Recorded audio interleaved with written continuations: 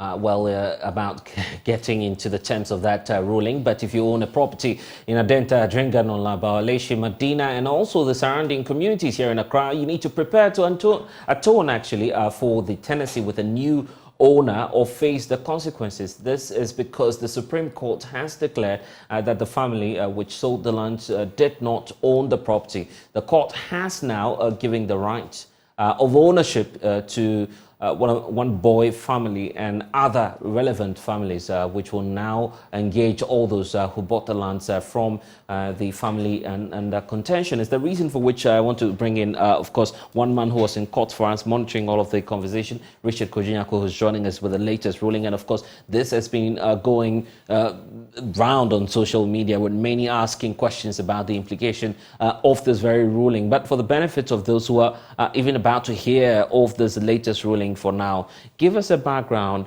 of what transpired today in court and why the court, presided over by the Chief Justice herself, is coming to this determination. Well, so the genesis of this case dates back to the 1966 when the state compulsorily acquired some pieces of land, 25 acres. And then when the state acquires a piece of land like that under the compulsory acquisition, compensations have to be paid. And so the compensation claims, several groups started claiming that I am the one that ought to get the compensation and all of that. So it led to a court action. And so there were claims, counterclaims. And then in 1982, there was a judgment. The judgment, there was an appeal. So the appeals from one court to the other led us to this very instant case where they sought release from the Supreme Court, indicating because one of the families asserted and claimed ownership of that particular piece of land, and so they went into execution, dispossessing people of that. So the other faction went to court, and so that is where we are now.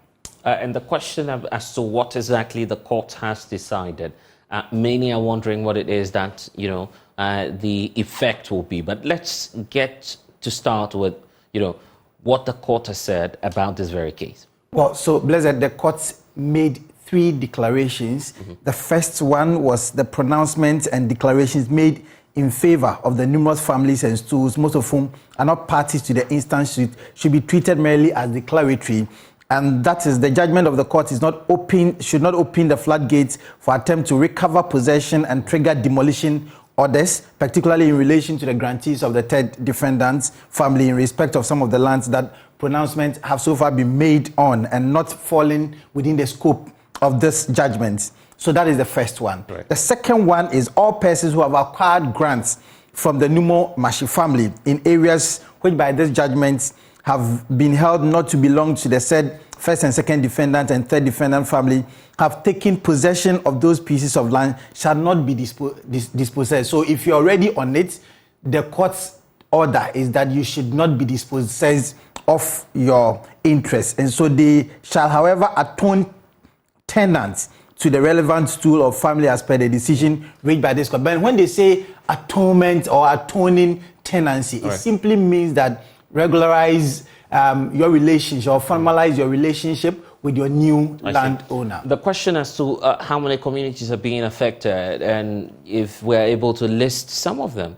Well, so there are about 70 of these communities. You earlier mentioned some of them, Adjurigano, La Bawaleshi, Adenta, Pediase, Ablekuma, and other places. So we have Pediase, Botrase, Malejano, Ayim, Kweman, Otopram, Obuom, Damfa, Ochekonfo, Adenkrebi, Brekuso, and very far-reaching areas. If you look at the list right now, amounting to some, if we might put it, over 30, in my view. I don't know if that's a correct estimation of some of the communities. 70. So that's even beyond my expectation, actually. And you have excerpts of that on your screens right now, just giving you an idea of the areas, affected as a result of this very directive. So all of these areas belonging to one community or one owner? Not one owner. Yeah. So when the court directed the Lands Commission to expunge the list of the previous ones because they were obtained through fraud, that means that they should get, so it's not only one family, you need to, if you are a land or you own a property there, you need to know who your tenant or your landlord is. Right. And so when you get to the Lands Commission will aid in this process. In fact, it's a process that has just been set in motion, and it's now unfolding, I believe. Exactly. And but that's why perhaps the Lands Commission is also making some, it's now, of course, incumbent on them to make some to take some more action. Exactly. Based on what the Supreme Court has said, because we understand that per the proceedings today, the Supreme Court is asking the Lands Commission to take a number of steps. Exactly. So the steps are expunge the list because it was obtained through fraud. But the second one has to do with people should not be dispossessed of their investment or property on that particular. So when we spoke with the legal experts in land, they indicated that if you own, for instance, a property there, do not quiver, do not be shaken. You're not necessarily losing that. Exactly. But it is just like you, Blessed.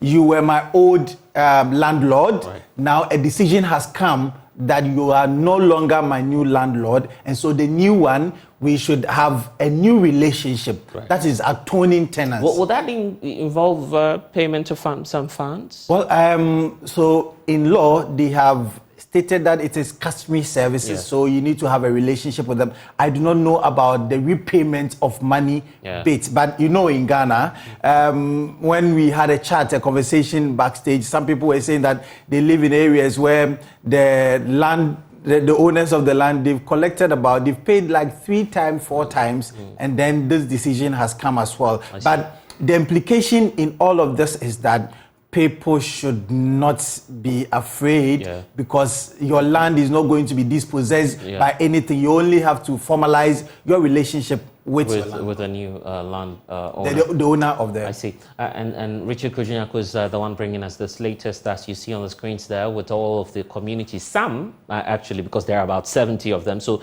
all we're advising now is that you need to move to the Lands Commission, get clarity on the area where you are. We've given you an idea of Adringano, of course, Labawaleshi and its environs, Adenta, Medina as well. So you might want to, if you're within that catchment area, deal with the Lands Commission. Exactly. And then get some clarity. So you see, the property owners in like Labawaleshi, you may not necessarily have one person who owns the land. So there are a number of them. So the judgment did not go in favor of only one family, but others as well. So, and that is why the court indicated that other relevant families. And now that's why we're waiting on the Lands Commission to give us some updates.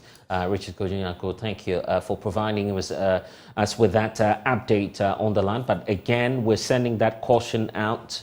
Do not let anyone threaten you. You are not being dispossessed of your land. All you need to do is to contact the Lands Commission. I believe you'd get some detailed explanation to this, and also who might probably be your new, landlord. So just get in touch with the relevant authorities on that, and we will also be following up and bringing you updates in our subsequent bulletins.